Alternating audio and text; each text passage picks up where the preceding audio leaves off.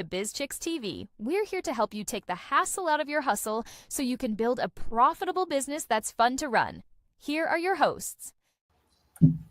Hey everybody, welcome to Biz Chicks TV. This is the place for tips, tools, strategies, and everything you need to take the hassle out of your hustle so you can build a profitable business that's fun to run. Today is Friday, and that means it's time to talk tech with Tech Life Weekly. And my co-host here is Terry Johnson online from New York City. Terralina is out on spending time with family and getting a much deserved break. Dr. Tachi may be joining us shortly. We want to say welcome and thank you for tuning in.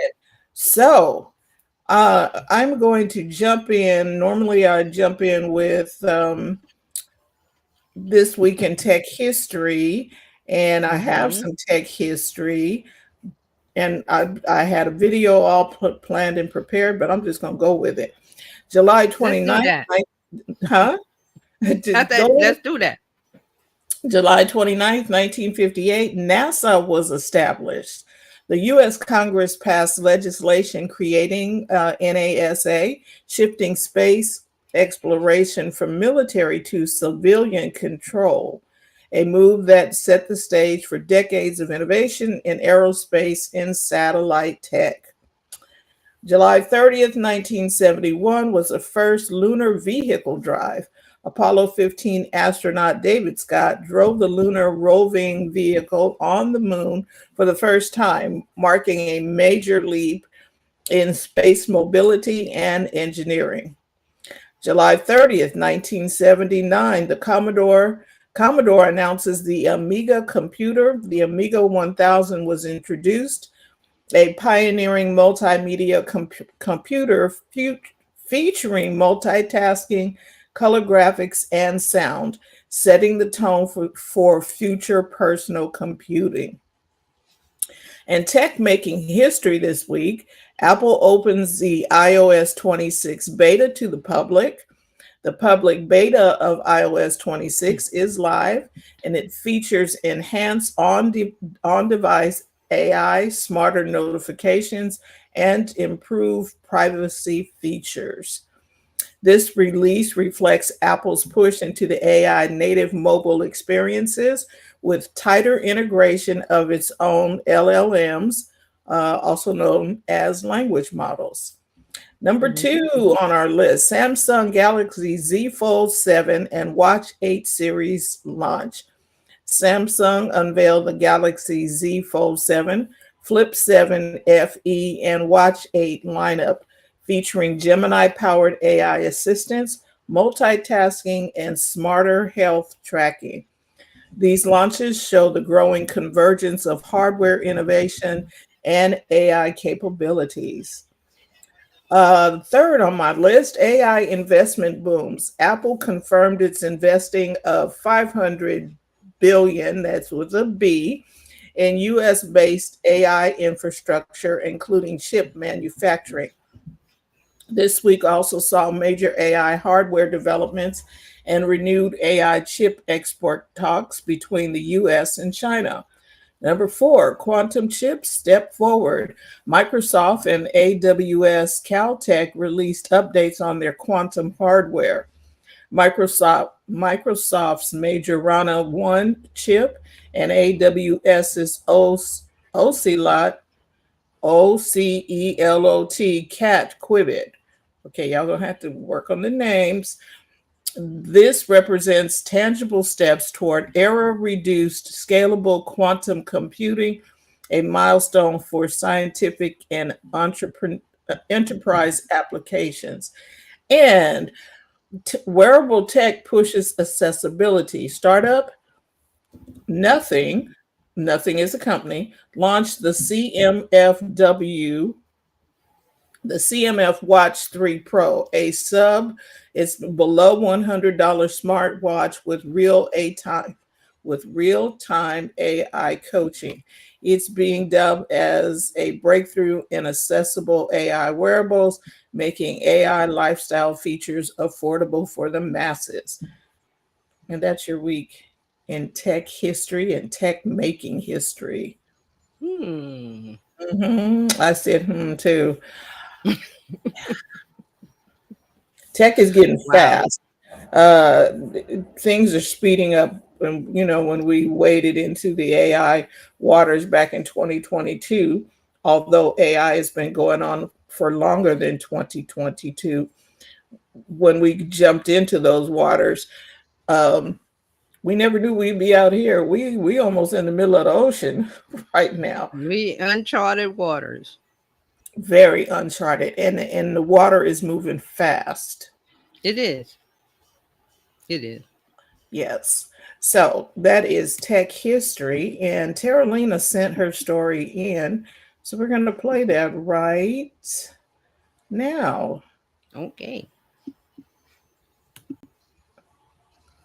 And I'm wondering if she has to play this.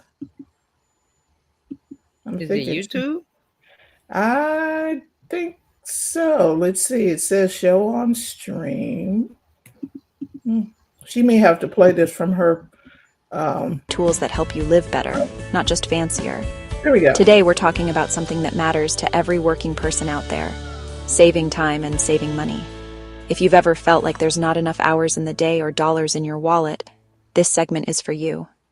Let's jump into the latest tech that's designed to make your life easier. First up, money management with a twist. Meet apps like Clio and Lenny AI. These are like budget buddies in your phone. They use AI to analyze your spending, give you tips in real time, and even send friendly or slightly sassy nudges to help you stay on track.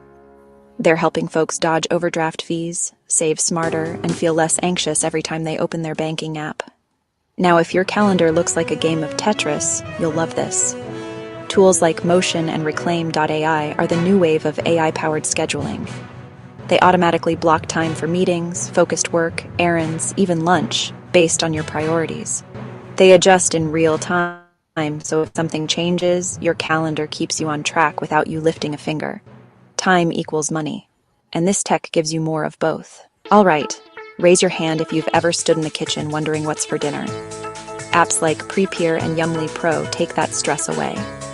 They plan your meals for the week, build your grocery list, and some even place your order automatically through Instacart or Walmart. Less wasted food, fewer impulse buys, and you're eating better too.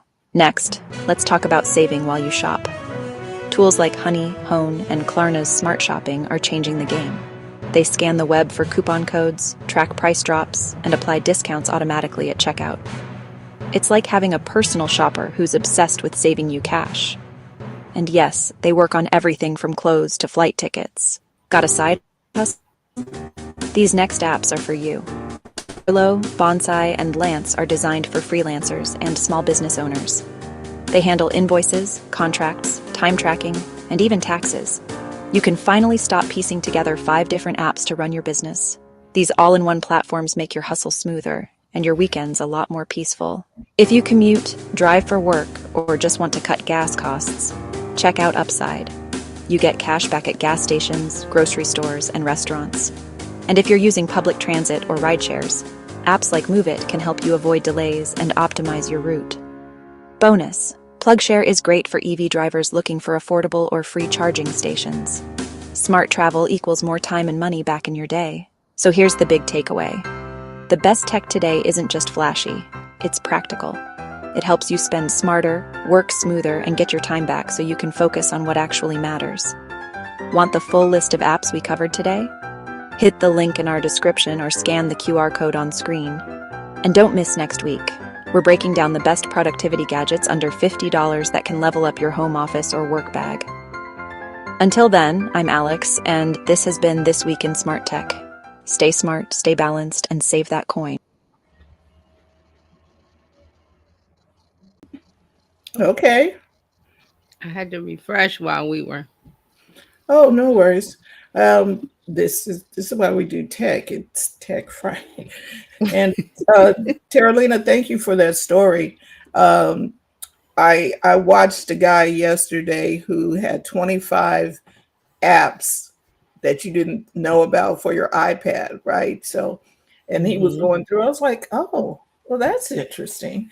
There are two that stuck out to me. One of them was an app that you can, you know how your grandma or somebody told you to write a letter to somebody? Well, Mm-hmm. there's an app that has paper that looks like, um, Really? And yeah, you it write looks a letter. like a letter paper, and you write on it, and then it allows you to write on the envelope, whatever you wanted to write on the envelope. You put the See, person's email. isn't that creative? That's very Yeah, creative. and you I put love the that. person's email in the top to send it to them, but you wrote a handwritten letter using your pen or your finger or whatever. It's handwritten. I was like, I oh, love that. I do too. Now, the other side of it is that to there are ads. So that means Ah, if you have to pay you for the one if that doesn't have the ad. right, because the ad, it was very intrusive to me. And Mm-hmm. so trying to decide, okay, so it's either $1.99 a month, which is Right. not a lot, or it's $19 for the For the year, year. right? Mm-hmm. And I'm like, okay, well, maybe, but you can't send the email until after you watch an ad that's like Oh, 20 I something hate seconds. those. Yeah. It's I 20 hate something those. seconds long, and I was like, I need to know what the experience is before I'm going to do this. And that ad Right. popping up did not give me a good experience with it. I just wanted to try something out. I was Right. just going to send an Right. email to myself and see how But I you gotta liked watch it. that ad. And I I was have a like, game. I have a word game like that. It's not Wordle. I have like a word game, and then you play the puzzle, you do the thing, and then I think it's called an interstitial or whatever it's called. It takes up the screen, and then it has a little countdown. What I do is I just swipe. I swipe it closed and swipe it back open, and the ad's gone. But it's annoying. it's very annoying. It's annoying. And I Fred's also here with have a us. go ahead. No, I was just going to say Fred's here with us today. Oh, And then he hey says, Fred. now special guest chatter, Fred is here. No applause needed. And he says, hello, everyone.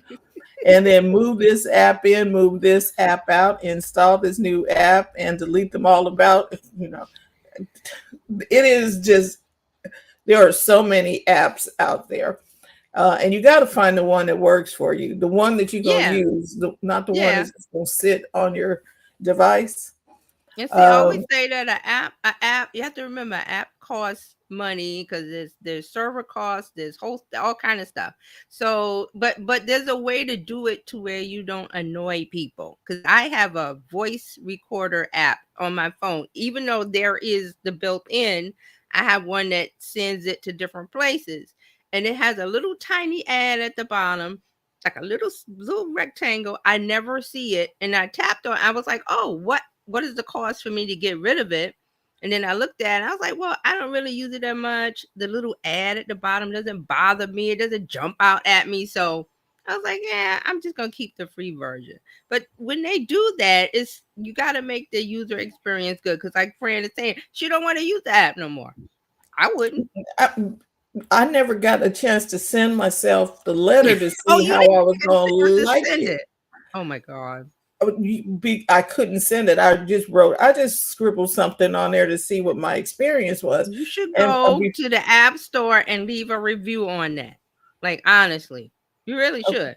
I was like, oh my gosh, what is this? Okay, and it was like, did you know? And it was all blaring and stuff. I was like, no, this is not how I do, because I don't have ads on my YouTube. So I'm not There's a used to way to do having. ads, and you don't do them where it's full screen and you really holding me hostage.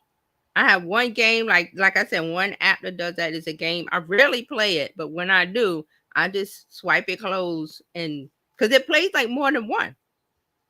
So I just swipe it closed and open it up, and the little puzzle pops back up, and I just do until it pops. But I don't. That experience makes it not a pleasant thing for me to play, so I rarely play it. But Yeah, so I wasn't interested.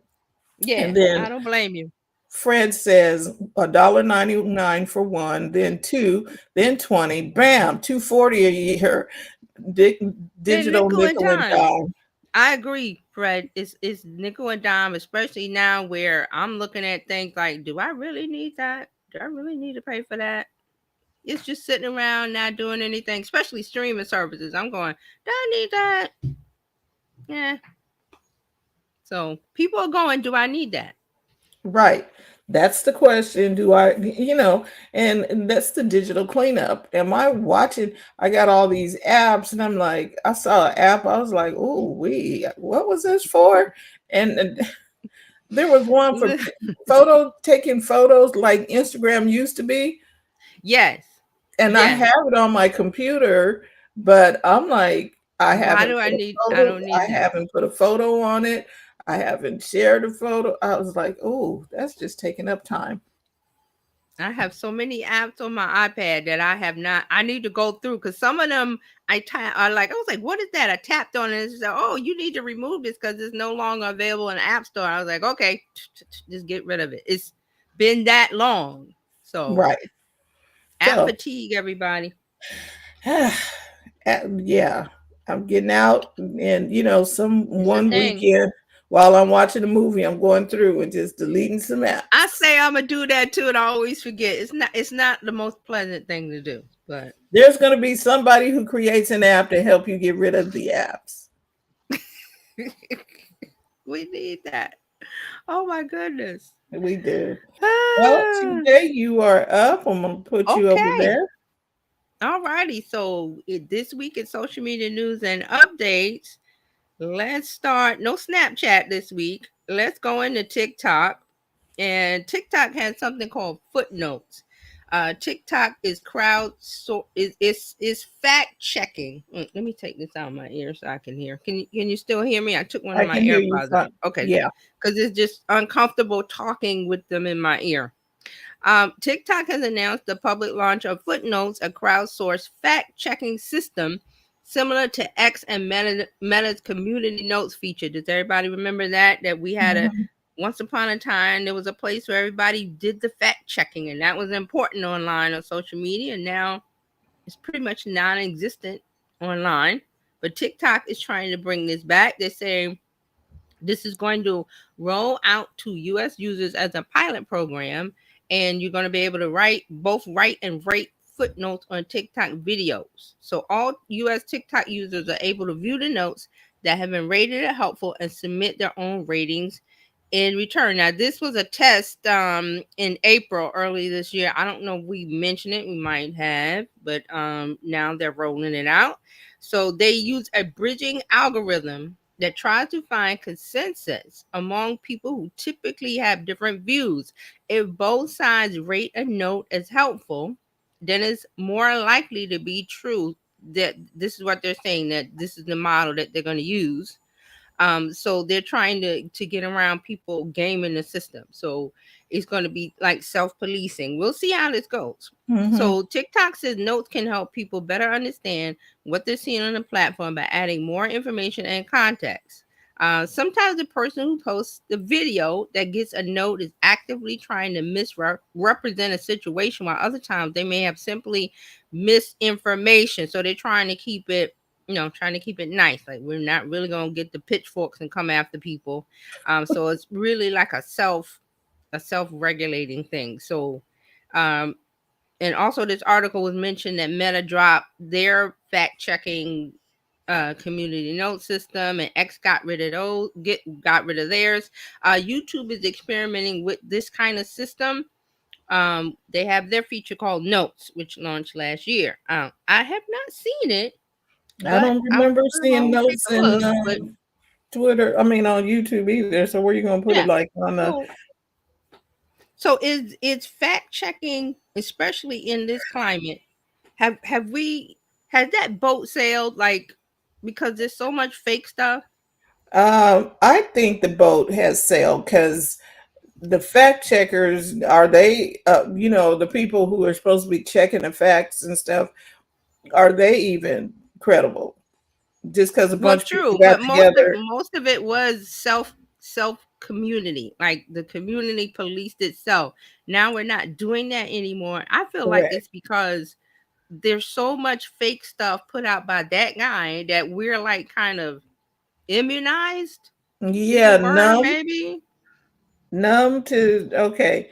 And pretty soon everything on the internet. First, everybody I'm, was believing everything on the internet. Now yes, I'm not believing nothing on the internet. So we have So like I changes. think I might have said a couple of times, my cousin would, during when Facebook first started, my cousin would send me all kind of, oh, you this and that. I was like, this is fake. This is, but now it's more like, well, I don't believe anything I see. That part. I don't need, I'm really not concerned with this fact checking because I don't believe it anyway until it's something I see with my own eyes, or I know it was on TV, on air or something. That's where we are. It's kind of sad. It is. Kind of sad. So hopefully we'll get out of this, fake. Everything's fake, and who do we trust? I don't know. And that here Who do we lies the trust? problem. Yourself. Right now, you can only trust yourself and your friends and your family and your neighbors and the people that you see in real life. Right. And see, in real life is gonna mean something. Yeah. Because what's happening on TV anywhere. It's gonna be, hey, can I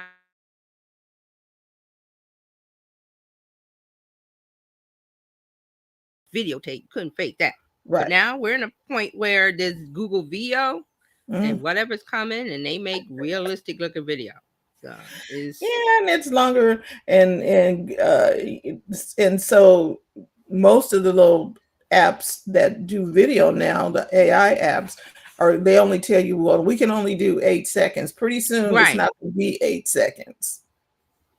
It's gonna be longer. Mm-hmm. Oh, Dr. Tachi's in. Hey, Dr. Tachi. Oh, okay. We'll make sure. Let me go send it to her right now. Okay. While you're doing that, I'll move on to the next TikTok story. TikTok is launching Next Up. That's the name of it. Next Up live singing competition. So they are hosting their own American Idol style singing competition in partnership with iHeartRadio. So this is going to be called Next Up Live Music. It will enable wannabe singers to participate in the in-app clips and live streams. So this is the quote from TikTok. Kicking off, and this was July 28th, and running through September, the program invites the TikTok community to discover and elevate emerging talent through a dynamic multi-stage journey. Fans can follow rising artists in real time, engage directly with their performance, and help shape their path to the spotlight, culminating in an epic live finale at the iconic iHeartRadio Theater in Los Angeles on September 26th. Now, how this works, this American Idol, TikTok American Idol. So TikTok will invite participants to perform with the live stream performance and then judge the winners of each based on a combination of engagement from the TikTok community and the judges' scores. So here's another quote. The artists who receive the highest number of likes, views, comments, shares, and overall support during the live performance, along with feedback from the judges, they will advance to the next round. Every view, interaction, and score counts. Put the power to elevate new talent in the hands of both fans and experts. So this is pretty much American Idol on TikTok. You get to participate. They will have judges. Now, TikTok will hold auditions, semifinals, and the finale event in LA. And its competition is open to anyone in the US. So, but there's some requirements. So, you need to have 50K followers on TikTok with consistent engagement. So they don't want people that's going to buy bots and try to game the system to get 50K. You have to have real engagement, and TikTok has a way to judge that in the background. You also need to own the rights to at least one original song, and you can't be signed by a major label. So this is people who have not been signed and they own the rights to an original song. So you can't get on there and sing. It's not karaoke. It's going to be, you have to have your own song. So this is going to be this American Idol show on TikTok live. They're looking at, TikTok has always had this connection to the music industry, music career. A lot of music artists have started or grown on TikTok, so they're putting more content or more things to do to connect to this music promotion and connection with fans on TikTok. What do we think of that? So it's called Next Up Live Music with TikTok Live and iHeartRadio. I have Go ahead. sorry. Yeah, I Go do ahead. have a question. It's Mhm. the same question I always asked. Who asked it? Yes. I'm wondering why they saw the need. Not that I'm saying it doesn't need to exist, but Mhm. You know why they need more. There needs to be things in TikTok to keep people coming. Serial Yeah, content keeps them coming. Live content, a contest, music. They're seeing this and as a win. you are so right, and that the serial content definitely does keep people coming. They love live content, and they've done a number of live things before. I Mhm. get it, but I'm Mhm. just looking at so Triller. Remember Triller? Yes. Yes. Okay, which And was like verses and right. yes. Triller Mhm. was really a TikTok competitor. I mean, it still exists. Yes. But Triller bought Versus, right, with Yes. the hope of doing that same type of thing, right? Mhm. Um, Mhm. it didn't work out well. Subsequently, Timberland and Swiss Beats bought Versus back from Triller. It's to me, it's Um, dead. I read all about that. I'm like, versus is dead to me. and I think it divorced itself from what it used to be. It got away from the core The of what core it was. thing. The core thing was an intimate place to one artist against another, and then it became a huge mega concert, and that's not really what it was intended to And be. remember, we were COVID. Now the opposite of that is D Nice. Look what D Nice has done.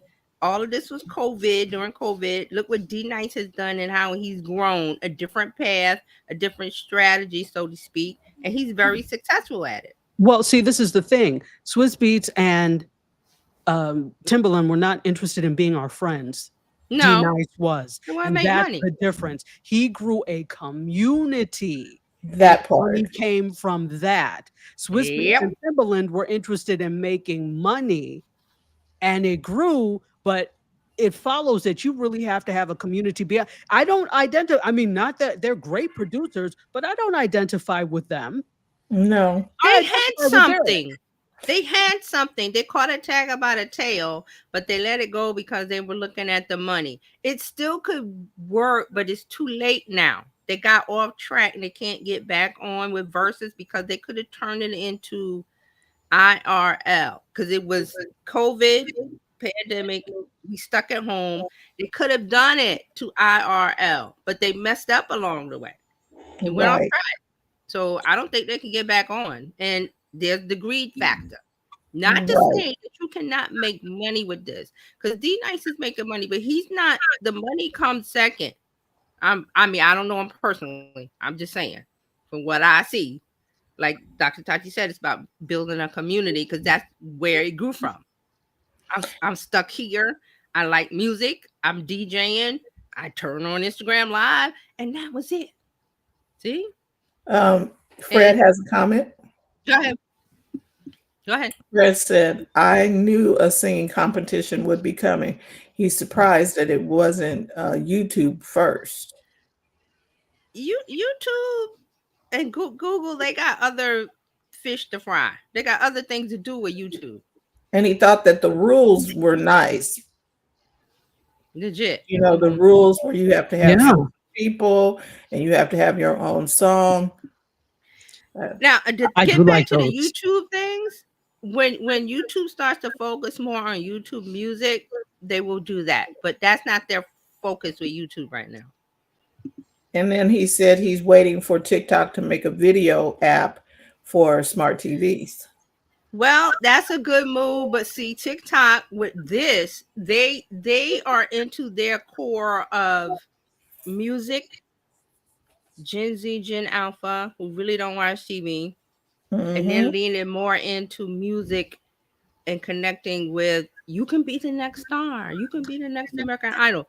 Now, they're not really looking at the TV part of it. YouTube is all in with that, and they've been very successful with it because And YouTube has a different track, a there's a goal. different track altogether. If you don't Yeah. mind me Mhm. Go interjecting ahead. into your very adept analysis, I think that YouTube and TikTok are two different audiences. There's They are. crossover, but they are two distinctly different audiences. And YouTube built itself on horizontal YouTube. widescreen video. This whole Yeah. vertical video is new for them. So it makes sense that you are also going to explore other places where you can put your video. The thing with TikTok is, TJ said it, Gen Z, Gen Alpha, they're not huge television watchers. So They don't TikTok is watch not TV. going to put resources into building an app for Not at all. TV that nobody's going to watch. Not at Because all. I And I remember, go go ahead. ahead. Go ahead. Sorry. No, No, I go was going ahead. to say, I remember very well when Facebook had an app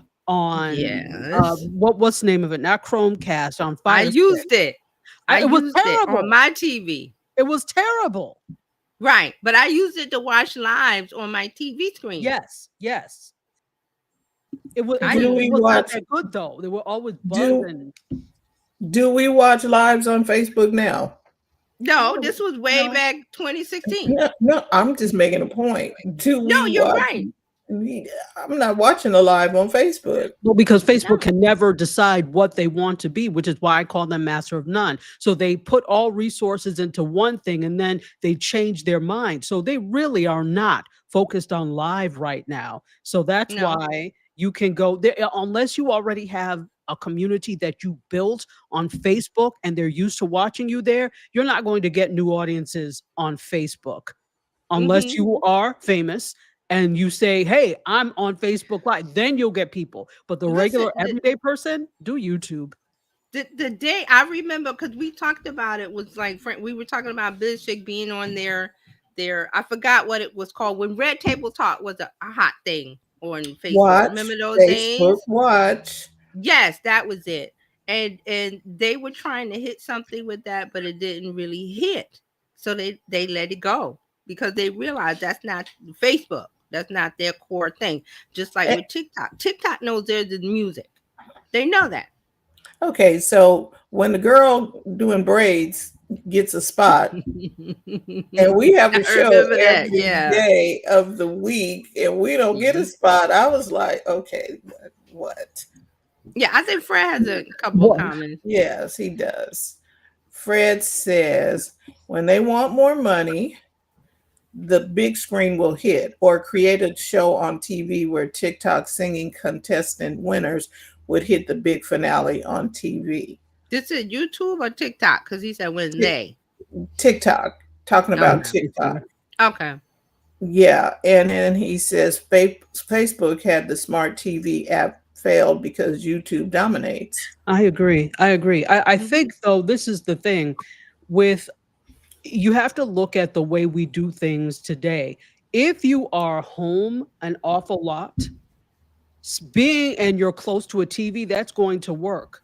But the reality is now, if you're on the go a lot, like I mean, and this is the same thing with radio, you know. And I have a radio background. So Mhm. when do I listen to the radio? If I'm in the car. If I am in the car. If And I'm you're at home, I listen to the one exception is like listening to NPR on Saturdays because they'll have these, you know, the show, the Radio Lab. Yes. and Yes. This But American they're Life and everywhere. things But like that. NPR is web-based radio, Exactly. So, and podcast. I'm not Yeah. listening on a terrestrial radio set. Right. I'm like going through the app on my phone or the TV or whatever. And so I'm saying that to say that with radio, the local radio only works, even though most of them have apps, Most people are not thinking, oh, let me tune into such and such on my phone. It's only if I'm in the car I'm doing that. So similarly with television, even though we've gone through this whole thing of what they call TV everywhere, is it everywhere if you still have to sign into your provider to watch? Or is And it then everywhere if you still have to really, because if we're talking about TV, why would I then sign into TikTok on the TV if I'm on the go when I have the app? So I'm on the mobile. it's mobile. Yeah, it's different because of the way we live. Yeah. Right. And And TikTok audience is Gen Z Alpha, and they personally I good. can vouch for that they do not want to watch on a TV, even though Okay, they have so access to several of them. right. Now I don't do radio at all. I just it never occurs to me because I'm watching a YouTube in the house. Okay, so I continue it in the car, Right. literally on the phone. It is still playing, and I just get in the car, and I'm still Right. on that YouTube channel. I'm not. My car does have where I can tune into a radio. It has TuneIn Radio, iHeartRadio. All them radio stations are available to me, but I never use them ever. I was like, oh, so sorry, radio people. What is And it? The Sirius XM and all that is. Yeah. I'm like, no, no. And even though YouTube has YouTube Music, that's really not their focus. Their focus is going to be long form video. Right. 'Cause And the- that's the thing too, because when I went over to the YouTube Music, I was like, it wasn't together, and it was kind of just like willy-nilly. And I was like, oh, let me go back to at least I know where stuff is on the YouTube Right. channel. But most people for music, it's Spotify, Apple Music, Amazon Music is there, not as much. But when I think about, okay, I want to listen to some songs, if I'm on my phone, I don't go to YouTube, even though I can. I don't think YouTube either, not for music. No, I go to Spotify usually. Yeah. Fred has a couple of comments. He says, Okay, I let's love get when him in people. He says, I love when people say they don't watch appointment TV, but watch appointment digital content, hence on the phone. Yeah, it's about convenience. It's about where you are in the moment. Like Fred Right. just said, Yeah. it's a handoff thing. Yeah, If and I'm standing, go ahead. No, you go ahead. He says No, I'm there saying is go ahead. there is a template. Every platform starts with its vertical short platform, then extends recording times and then dip into TV. They will test the waters. And then he says, I dip into radio console every once in a while for nostalgia. And then he says, it depends on your mindset. He says, I'm Spotify, dislike YouTube Music and Apple Music. See? See, this is interesting because if I needed to, if I would earn $1 million if I could produce a radio console, I would be broke because I don't have, the only radio I have is in my car now. As somebody that started in radio, that's the only one I have because you can listen online, which is, it is what it is. And Fred, I know Fred is very much linear television first. You are very much linear television first. And I appreciate that because linear television is actually where formatting, that was the precursor to the digital we have now. So absolutely. Right. But I am very, and not that it's a competition, but I am very digital first. I am very YouTube first. Because I see the promise of it and I see where it's going. And I think the reason even YouTubers, etc., aspire to do TV because we still make a big deal out of TV. And the reason being is because of advertising, because most of the advertising that is big dollars still is from television. And advertisers still, you don't get the big returns per se now because there are still less people that watch things on YouTube than on regular linear television. But that's changing. for now, Yeah. because all the people that sit there and watch The Price is Right, they're not young folks. they're not going to be here Nope. forever. You know, so Can you see the Gen Zs? Come on down. They are not doing that. They don't they even don't know care. what that is. They don't know what They're that like, is. no. Come on, They don't know what? what that No. is. We And see, that barely gets cared. into your. That's why I always like to talk about the generations and what they like to do in their behavior. Because if you're in a Gen Z, Gen Alpha, you do things differently from the Boomer or the Gen X, or each of these generations approach things differently. So the younger generation is going to be, I have my phone. They're connected to that, so they're not going to drop it because there's a big screen TV in front of them. They're not Yeah, going to do it. no. They're not gonna watch, and like Fran said, they're not gonna watch Prices Right or Behind the Gates, or those are Oh old. my. Those skew older. Who asked for Behind the Gates? I know Dr. I The don't Kemp know. loves those fields. NAACP, Oh, Who? the NAA, and beyond Oh, Beyond the Gates is a is anybody watching it? project that is from the NAACP and Paramount, right? Because that's CBS. why? Yes. So it Yeah. is a thing that I guess was meant to encourage diversity on television, diversity within the soap space. But my thing is the soaps are waning. How many are left? Great. We just got a renewal for Days of Our Lives for 2 more years.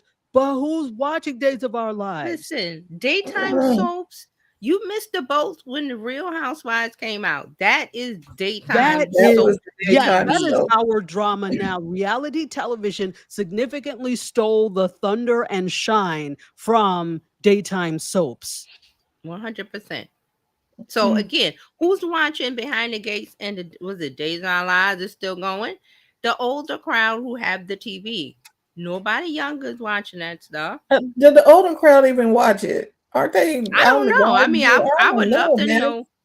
I would love to know the rating. I don't want it to fail, but it's like, who asked for it? I didn't. I don't. Mhm. Fred asks about the black soap, and Yeah, Fred that is also said Oh, it's that's linear what we're talking digital. about. He has a Beyond- balance. He had to adjust. And then he said Mhm. digital production tends to follow models of linear with slight adjustments. His Very role true. at PBS is digital first, and I take linear. Uh, Mhm. and I take to linear practice online approaches and with Mixed mixed with traditional. Yes, traditional. You know what? that's a smart way. It's a very Go ahead. smart way. It makes sense. And you everybody had to adjust, right? Because we all at one point, everybody who's around now, um, all at one point came from the perspective of linear television. Even now, even if you were born today, you still have a perspective of linear television because it still exists. So it does Yeah. make sense to watch where the audience is going and what they're gravitating toward and incorporate that. So 100%, it's that great that you're doing the mix. It makes perfect sense. I think though the difference with the spaces online now is the room for transactional feedback. Mm. Okay. Regular linear television didn't give a damn what you thought.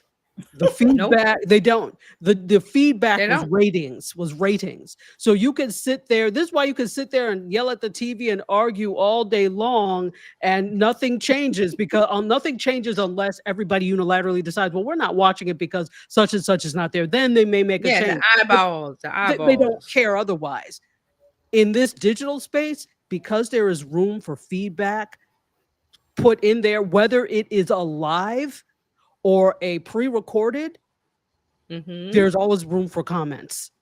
There's 'Cause always we room have for the that voice feedback.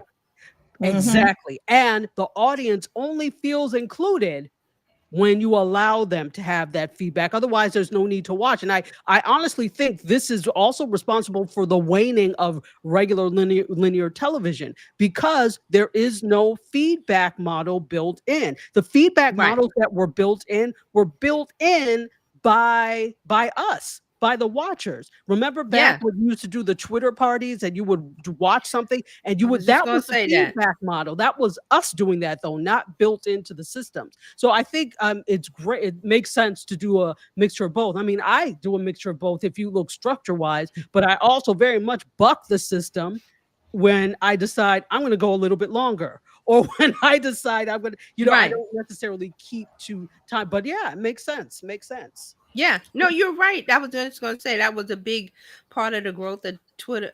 Twitter, why it was so big was the TV watching aspect. When Game of Thrones was on, or whatever big show was on, Breaking Bad or whatever, you could talk to each other, like-minded people, about the Mhm. episode that was just on, and then you could exclaim or put your opinion in, like Dr. Tati said. That wasn't built. TV didn't build that in at all. They just were like, okay, they were slow to adapt. And then they were like, oh, the cast is going to be on during the show. You can tweet them, or they're going to be after, tweet them. But we did that, like Dr. Tati said. That was us. Just finding a place to So talk Fre- about something we love. yeah, so Fred is, don't they have the black soap now? That is Behind the the gate. one we were just talking behind the Mhm. gates. It's like, Mhm. why? Literally, why? Okay. And then he says there are so many traditional older video camera and producers retiring. They don't see a place for them in today's era. I And wish many they call, wouldn't retire. That's just me, yeah, because the experience is there. You just have to adapt right, to the new tool, and the new tool is AI. And I understand if they don't want to adapt to AI, but right, we need their voice as experience to make the tool better. And if they right, don't, if they're not there, it's not going to get better. That's how I see right. it. And a lot of people, many call him hybrid because he came in during the digital transition. You are hybrid. Yeah, Yeah. Yep. May I speak to the, and I know this has gone down a whole different it's okay. thing. No, that's Friday. We get to do what we want. Yeah, see, so you see the beauty of what we do in this space. We could do what the hell Time we flies. like. So I bet to speak to, you just made a point. What was the last thing you said? I wanted to bring Me? that up. It just, Praying. yeah, Me? you, TJ.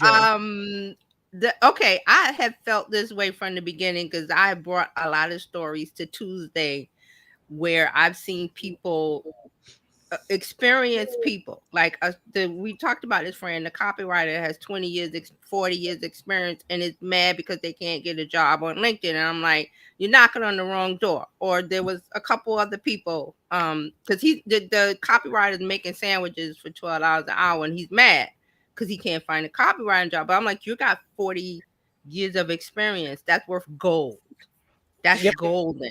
All you got to do is go, this is the new way we do things now. Learn the new tool, and we need that experience put into the new tool. That's why we got AI slop.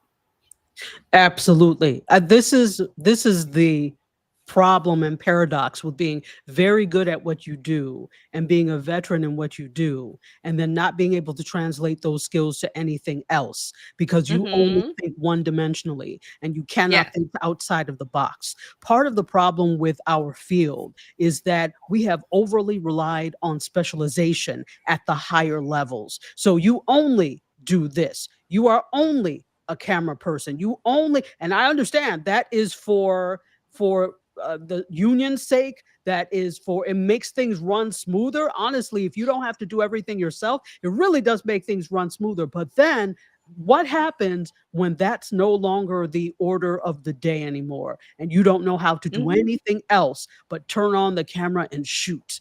That's where the problem lies. This is where part of the problem lies. And there's also, and Fred, I'm sure Fred can attest to this, there is also an egotistical nature to our field as well. People are so quick to, and all you have to do is go into some forums for anything that's production and dare to open your mouth about things. All these people who are now Scorsese come out and say, well, no, all you have to do is actually take the M2265 and attach. Shut up. Nobody was asking you that. And because you think you know, you refuse to learn. We have an awful lot of that in our field too, where they think they know and they don't want to learn. But, well, I've been doing this for such and such years. Okay, well, that's not the way it works anymore, Mr. Rogers. Let's do something else. I always talk about the transition from horse and buggy to car.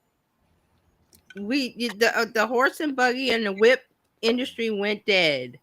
If you didn't transition your carriage factory into Ford, you lost out. So here's the thing. The experience is the teacher, the experience. And this is another thing. When you have a corporation, any business survives when the young come in, they're mentored by the old.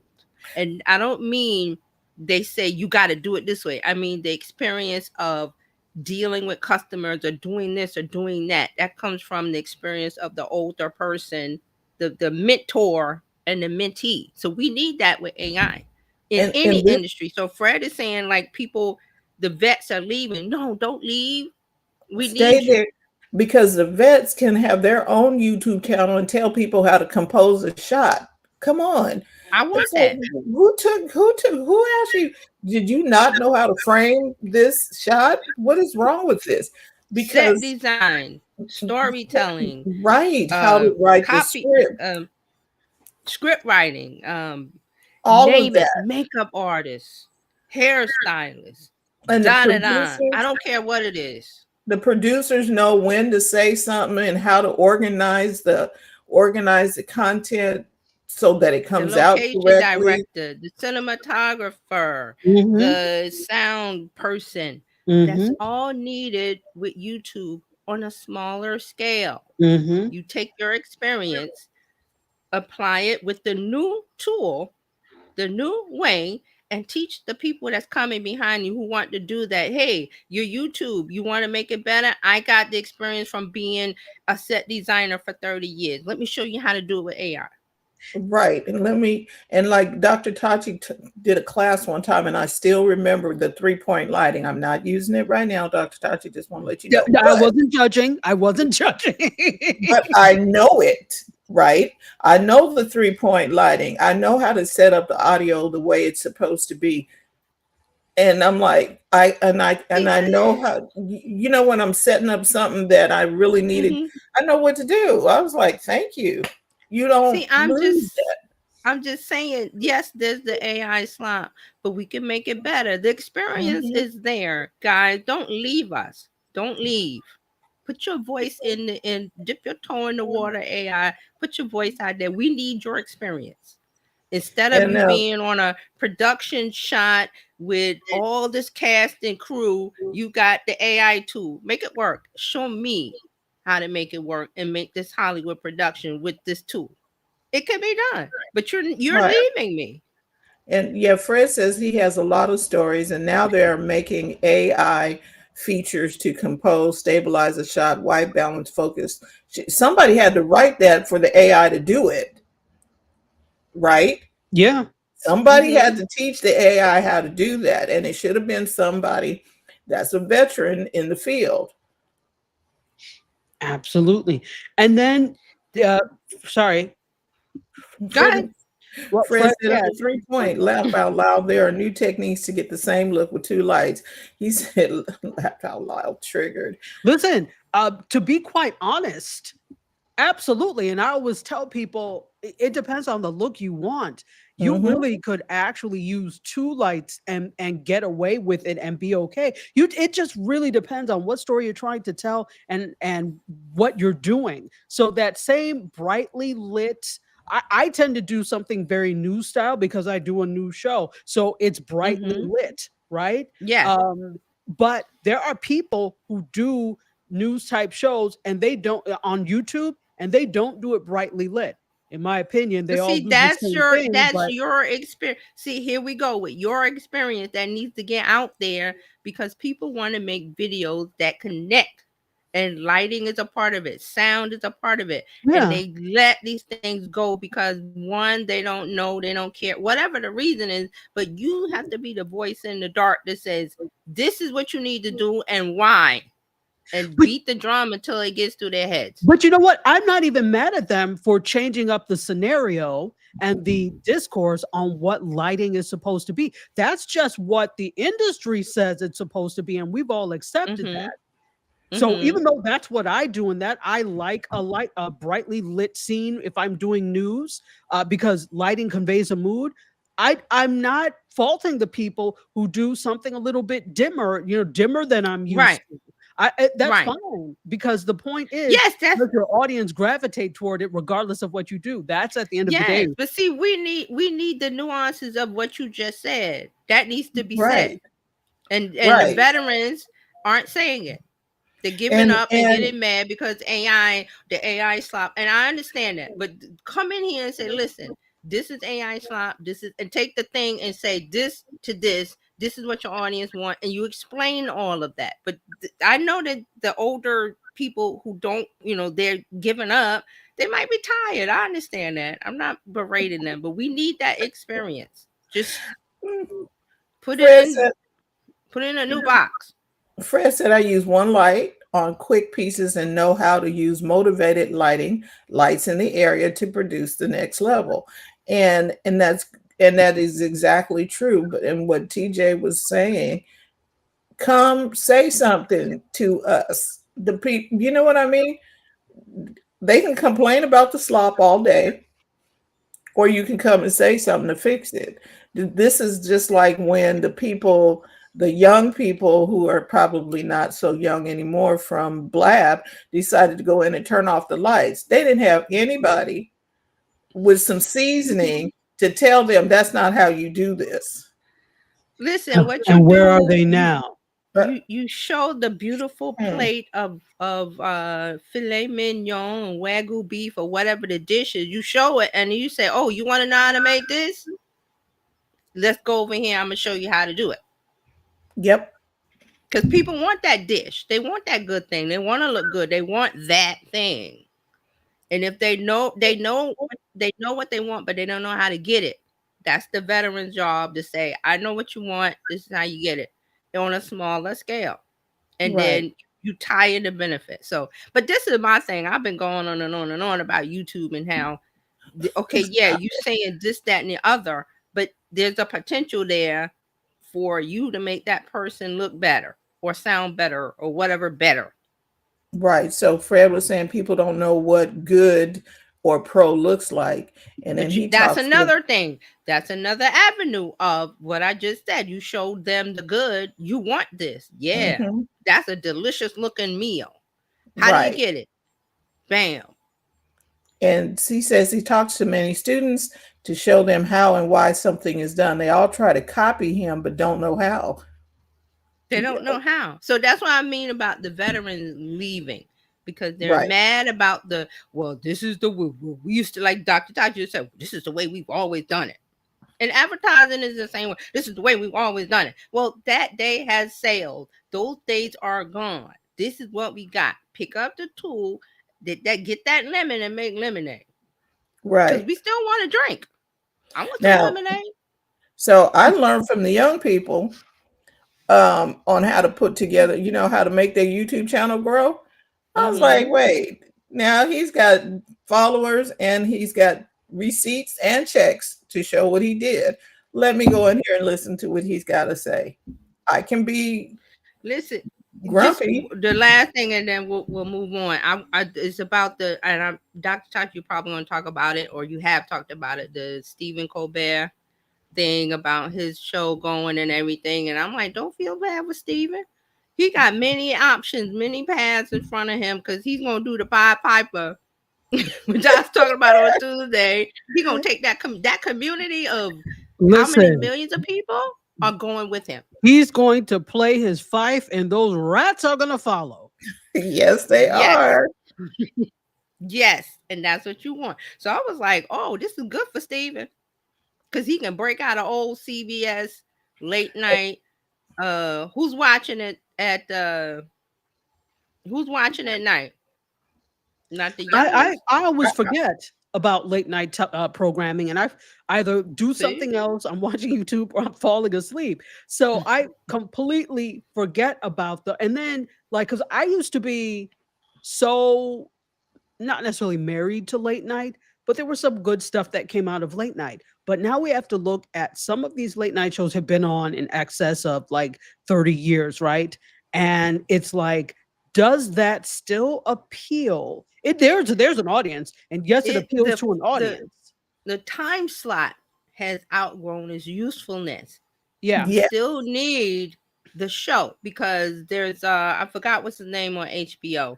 That his is in that vein of late night political. Oh, what is his name? He's from the UK. Oh, you're talking You about know who I'm talking about. Yes. John, not John. No, I who's know the guy? exactly who you're talking about. Mhm. Piers? No, not Piers Morgan. No. Oh, heck no. with No. he's Okay. blonde. HBO.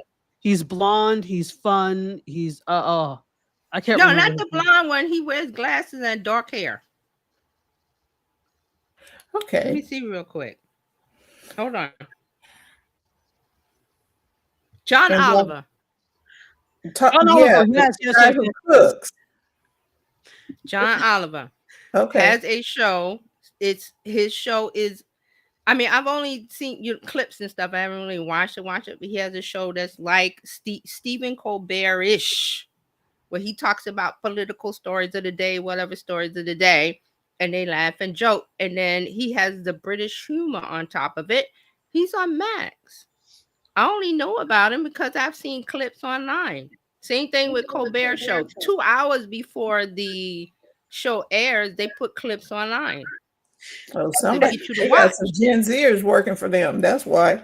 The Daily and Show. They do the Daily same Show, thing. yeah. I mean, to be honest, that's the way a lot of people know about because I guess was it last night that Stephen Colbert did the He had Kamala with Harris on. with Kamala Harris. I only knew because I saw the clips on Instagram and TikTok and stuff. Yeah, this morning. Instagram, it was everywhere that she was going to be on. And then there was the announcement that she was going to be on. And then when they tape it, like, because they tape at 7, 5, 6, 7, 7-ish. And then they put it online. They put a clip to get you to watch at 11:30. but you know who did that, right? That wasn't the boomers putting them clips That's out. Gen X, Gen Z, Millennial, whoever. Let me see. Right. And Fred says all the trends in digital content bring all the pro ways like showing clips on mics, pinching Yeah. mics, and more. Yes, I mean, and this is the interesting thing that all the things that are taboo in traditional production, they listen. Because it irks me, but I have to realize, but you know what? Look at the views, look at what's happening, look at the engagement. Nobody really gives a damn. So I'm still going to be traditional in terms of the way I do things. And so when I mic someone, I try as much as possible to hide all of that. So we're not, because here's the thing with that. When I see all of that, you are breaking us. You're like breaking the fourth wall.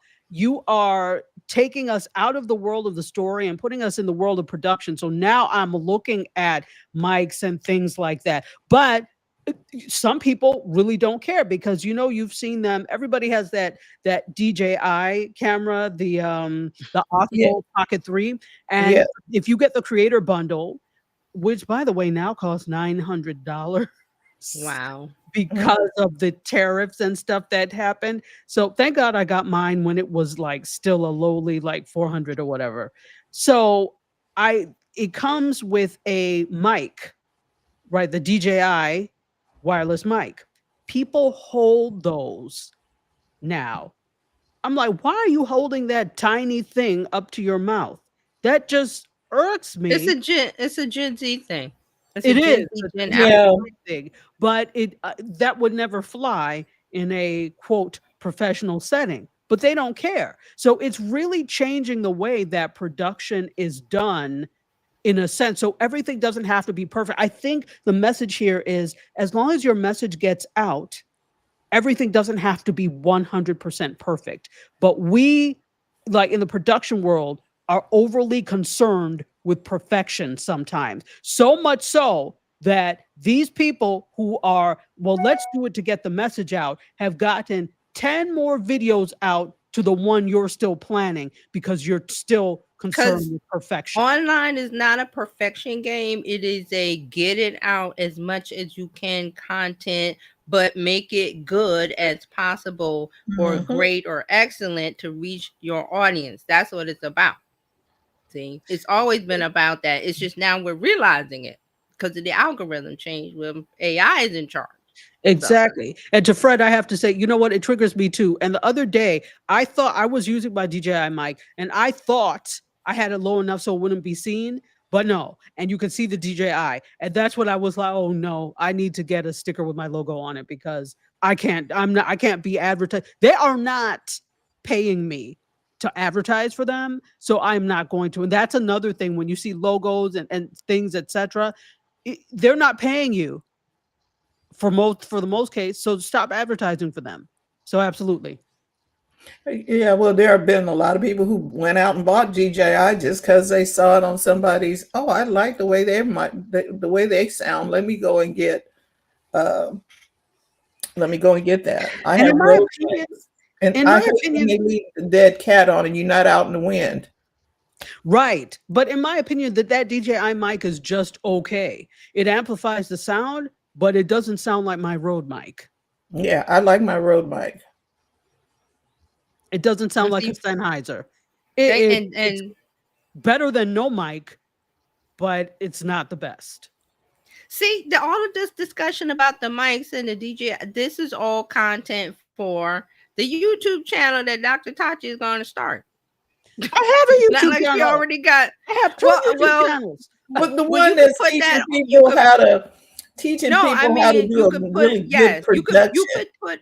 You could You put and it on Fred what can you come have on and now. yeah, her and Fred can come on and talk about, Podcast. okay, so today we're going to talk about the pros and cons of the mic. Yeah. To I mean, show you Fred could put it on not what Fred you is to show. have, welcome to but you come could have on another Be More channel. anytime. Fred, you There you have an go. open invitation to come on Be More anytime. There you go. And I love that Fred put my quote in it. Online is not a perfection game. I thank you because I need, when I say these things, I forget them. I need that. Right. He said, yes, room for feedback. That's what he was saying earlier. There's Room your for podcast. feedback. Yes, we like that. The podcast, the room for feedback. Yeah. Okay, y'all. All right. Y'all So gonna start that? Go ahead, Terry. we're gonna do the room for feedback. We're gonna look out for that, but we're gonna move on. I got some other things to talk about. Speaking of YouTube, YouTube is rolling out age estimation tech to identify U.S. teens for these protections and we've been talking about this age gate of how they keep the minors from signing up as an older person to get past the restrictions. So YouTube has announced it's going to roll out age estimation technology in the U.S. to identify teen users in order to provide a more age-appropriate experience. They say they will use a variety of signals to determine the user's possible age, regardless of what the user enter as their birthday when they sign up for an account. Now, I would love to know how they're going to do this. So let's see. When YouTube identifies a user as a teen, it introduces new protections and experiences, which include disabling personalized advertising, safeguards that limit repetitive viewing of certain types of content, and enabling digital well-being tools such as screen time and bedtime reminders, among others. So they already have some of these protections, but they've only been applied to those who verify themselves as teen, not to those who have withheld their real age. So now they're saying if this new system incorrectly identifies a user as under 18 when they are not, YouTube says the user will be given the option to verify their age with a credit card, government ID, or selfie. Only users who have been directly verified through this method or whose age has been inferred to be over 18 will be able to view the age restriction content on the platform. So they're going to roll this out within the next few weeks as a test to a small set of U.S. users, and then they're going to see how it goes before they roll it out. So of course, AI is doing this. I just want to know how they are going to do this, because this was the thing I was talking about with, okay, I'm 10 or whatever, and I put my older cousin's birthday information in, and I'm in. So I want to know. Go ahead. I got a way they can ask. Put a picture of a Betamax up there and ask them, what is this? What is it? And they can't answer that. Or VHS. You know what? You have to be how old to What? This is what do you mean? You have YouTube? What's the age? 13. Yeah, you had to be 13. That 86 is everybody, because even the people the right age may not know what Betamax is. You That's know what true. I mean. Put a phone booth up there. I got it because I saw this quiz the other day on BuzzFeed or something. They had a picture of a metal ice tray. You guys know what I'm talking about? The metal one. I used to hate those. They never worked right. With the lever, and you had to pull it up. And I showed it to my daughter. She didn't know what it was. She was like, "What is that?" But the quiz, it looked like an ice tray. Yes. No, the way they had it, it didn't look like an ice. It was like from top down, or a top view or side view. But the quiz had all kind of things, like a rotary phone and all kind of stuff. And I was like, I know what all that stuff is. And she was like, "What is that?" So the other way is you can write it in cursive. That's okay. That one. That's there it. You go. That's it right there. That's it. That's it. Lose every time. That's it. Write something in cursive. You got them. Please write your name in cursive. That's it. Denied. That's it. Denied. So we're going to see what YouTube is doing, but they seem pretty confident about what they're doing. So we will see. It's rolling out as a test. All right. So another one from Google's world. So Google Notebook LM now has video overviews. Now remember, Notebook LM is their how do we explain it? It's their AI tool where you can go in and pull sources and then ask it questions based on the text or the video. And it's kind of like a closed system where you can upload your personal information. Well, not too personal, but and it's like you're working inside of a closed system with AI, and you can ask it questions and do all those things, and you can make different notebooks. Now they had audio overviews. So once you did your query and asked it and it had the result, you could take the information and make a podcast with they had the two voices, and they would take your text and make a podcast or an audio file. Now they're doing it with video. So they are doing this. So this Notebook LM is the AI-based note-taking and research assistant. Now, this video overview was introduced at Google I/O in May. So it allows users to turn multimedia such as raw notes, PDF, and images into digestible visual presentations. So it will turn your stuff into a slideshow, basically, and then from there, you can make video from it. So they're saying this is a visual alternative to audio overviews. So this will create new visuals while pulling in images, diagram, quotes, and numbers from uploaded documents to explain the content. Google said the feature is good for explaining data, demonstrating processes, and making abstract concepts easier to understand. So users can customize their video overviews. They can specify topics and all the things that you can do before. It's just going to make a video content for it. So video overviews are rolling out to all English and users now, users in English now, and support for more languages will coming soon. Now, I love Notebook LM, and I have not gone today to see this video overview, but I will, because I love using this tool. I love using it, and it's free. It's free. It's just that when you try to, it has a limit of sources.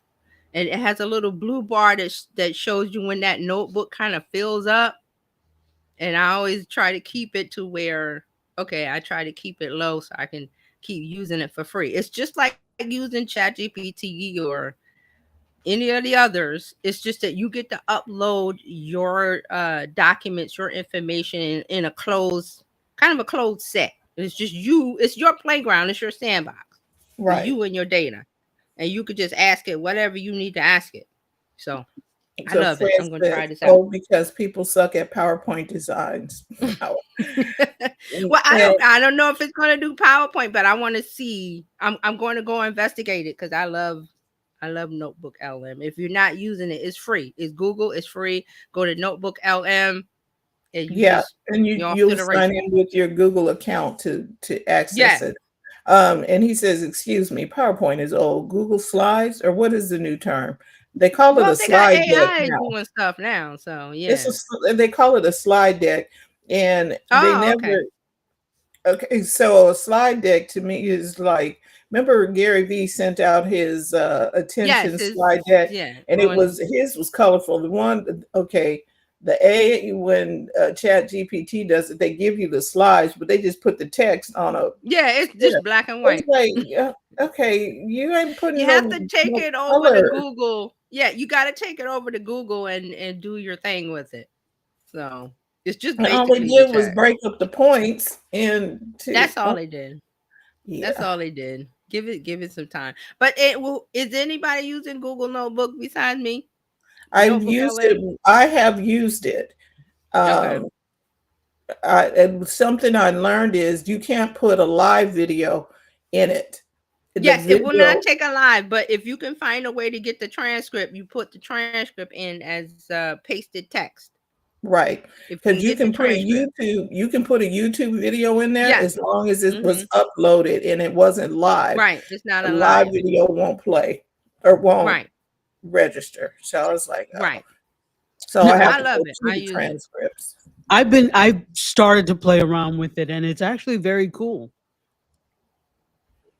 You can write, you can have it do, write me an outline, write me a story, whatever. It'll still do all Mhm. those things based on Right. It, the and sources you that can you the pull. sources, yeah, the sources are Google from Google Drive, Google Docs, Google Slides, a link from a website, a link from YouTube, not live, like Fran says, that's right, and pasted text. Like you could just copy and paste text into a little box and it makes it as a text file. You upload it all, and I'm not sure the limit of notebooks you can have because you have little. I think of the notebooks as little folders.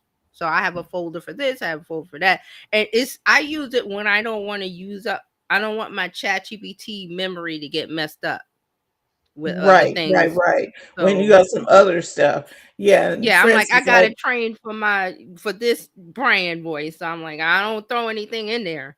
I right. go Fred says to I need the Gemini. old he says I Yeah. need the old small white slides and slide projector or the Yeah. overhead projector. Remember them in school? You know what I used Yeah. to So like? Sorry, the film strip what else? projector that they would Yes. play the record, and when it was time to advance, it would go beep. I used to like that. Yeah, Yeah. I was just gonna say that I really did not like Google's AI tools, but I'm loving Gemini because I've found a use for it, and it's free. Oh, So really I'm loving quickly, it. Yeah, have go ahead. you tried to so of course, I think we've all tried every AI tool or commercial AI tool under the sun at this point, although there's so many we haven't. Mhm. But Yeah, some of the major ones I think we've all tried. yeah, I was so pleased with okay, so imagine in terms I do a lot of AI images to post for clients. Um and you know how you tell that something is AI most you can most yes, imagine yes. it is really good because when I told it to create an image of a realtor in front of a house in Fort Lauderdale with another person doing the video, Mm-hmm. somebody said, I thought this was a picture. That's how good Imagine Yes, is. Yep. Think yeah, I have Imagine AI. Yeah. It's Yeah. part of Google. yes, Gemini. Mm-hmm. yes. And then see, you It, might need to go into Imagine to do that because sometimes when you just go to like to uh, Gemini. Gemini or something, it doesn't Mm-hmm. necessarily do that. Yeah, you gotta Mm-hmm. go over to Imagine.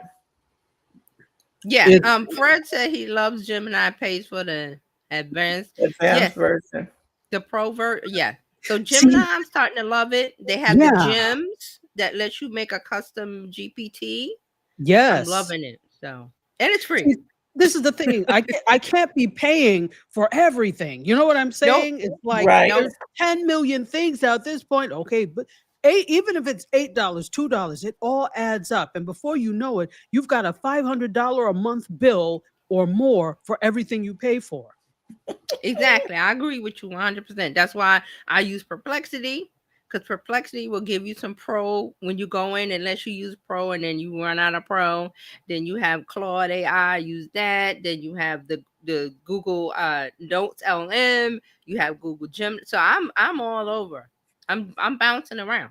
So, and they all give you different things. Like the Gemini does images really well, like realistic, versus the other ones that look like oil paintings. Like Dr. Choksi said, you can tell.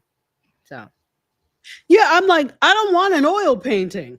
I'm not trying to be Da you Vinci. get all What is this? shiny. Yes, and I'm like, what is it? Will you give me an image? I know you can do it. And so when I Yeah. got that the other day, I was like, oh my gosh, this is what I'm talking about. Scary, Yeah. but this is what I'm talking about. I mean, there's so many. There's Leonardo, there's Flux. I use Flux a lot. Flux is a pay per model. You pay cent pennies.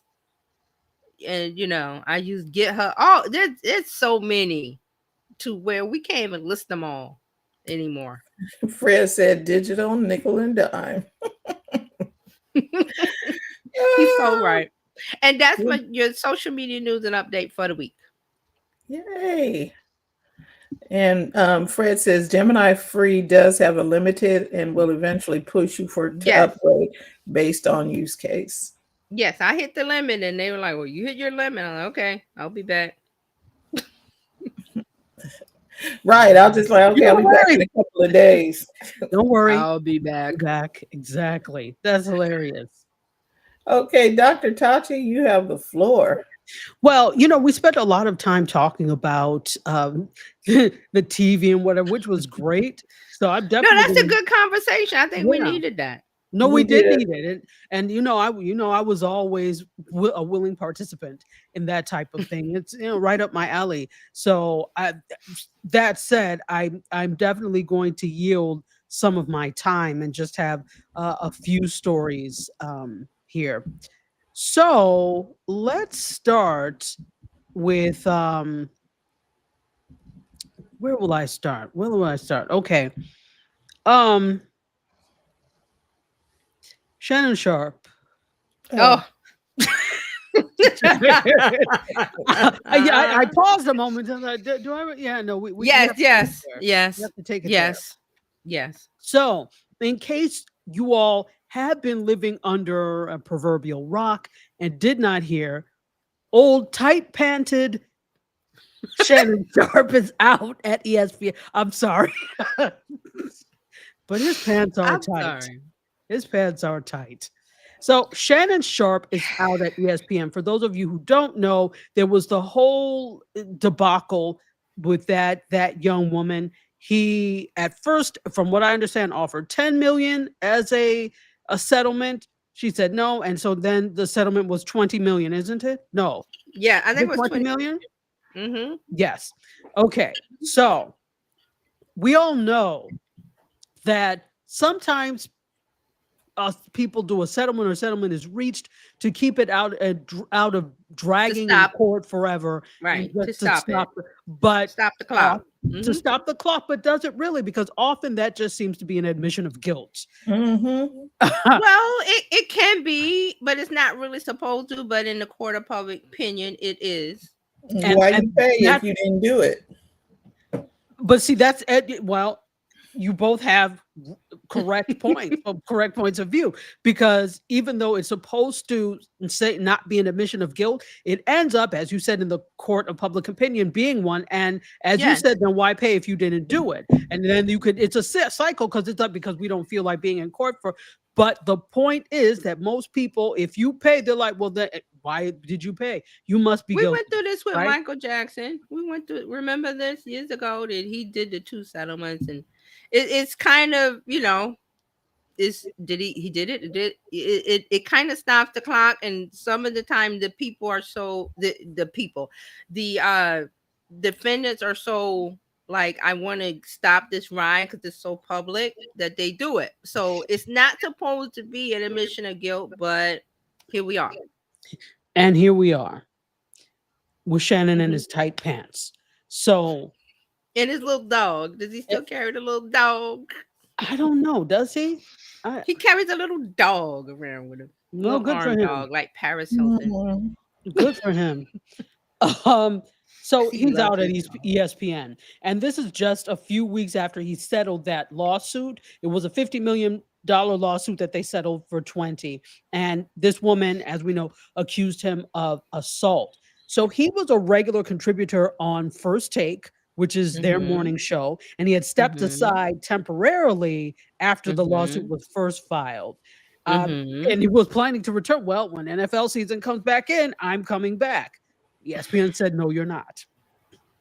So it was first reported by The Athletic, and then The Hollywood Reporter picked it up that he will not be returning to ESPN. And this is interesting because he inked a new deal with ESPN just over a year ago. And Okay. actually, Disney CEO Bob Iger got personally involved in the discussions, and that doesn't always happen, right? Where you've had Bob No. Iger personally involved. So No. this is the thing. But I think it also because he has managed to also become a huge hit on his own. Well, is it really on his own? He had some notoriety before that, but he built Club Shay Shay, and that's followers. That those He are has an followers. audience. He has an audience, and this is that gold for a television network because you're bringing someone who has an audience, which means you're probably going to bring your audience with you, right? So he has a large following for Club Shay Shay, and that gave him a platform, which probably helped him to ink that new deal, right? Right. So Mhm. last year, he had told the Hollywood Reporter, I'm bigger now than at any point in my career. I'm 10 times what I was, talking about Club Shay Shay. He said, I won Super Bowls. I'm in the Pro Football Hall of Fame, but I've never been as big as I am right now. And the point with that is you also have fans and subscribers and followers who are not football fans. Who That's don't me. give a damn. That's me. I watched Club Shay Shay stuff. I and never didn't heard give of a him darn before. about football. Exactly. I never heard of him before. Exactly. So that gave him leverage with non-football flat because if you think about it, people act like sports and football are universal. They're not. Not everybody likes them. And it's a niche. Sports is a niche for a reason, right? So now you've crossed over into a broader, wider area. Still a little bit More niche, media. More media. more media, and ESPN saw that. So, Disney's not stupid. They're like, let me get in on these negotiations. Okay, Yeah, well, it's a business. They gotta, like I said, they gotta make money for the shareholders. exactly. But even though he's been absent on ESPN, he's still continuing to release new episodes of Club Shay Shay. Now, I want to ask you all, does this, and I see that there are some The comments. Okay, let's ask your question, then we'll get to the comments. Wait, I need the comments first because and then I'll ask the question. Can we get the comments? Okay, let's get Fred. Yeah, comments on the screen. Fred's causing Fred over Lord here. have mercy. He says you have to drop from the media landscape. Dragging on ruins media presence. Lawyer fees add up too, talking about why people settle. Absolutely. Right. Yeah, And he stop said the clock. Shannon should have known better. True. As a human, yes. Bless his, As a grown up over 50, yes, he knows better. Right. And then he says, Cam Newton versus Shannon, whose pants are tighter? I think they're both in the running for Hi. Soprano of the Year. Yeah. And then Shannon says Shannon straight karma, couldn't stand that dude. He did things as a player where I would have handled him. So was he a He has dirty a big player, mouth. Fred? He did some dirty plays. Was he defensive? He's defensive. He was a tight end. Oh, tight end. Okay. And yeah, so he seems like he has vocal. He's very vocal. Well, let's I get guess to Tachi. Give us the question. Oh yeah, he says a tight end trash talker. Oh, okay. Trash talker or dirty player. That's two different things.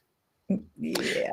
So again, my knowledge of him as a football player is nil because I don't watch football. Therefore, I didn't care. I didn't know about him before. I didn't care until he started doing this.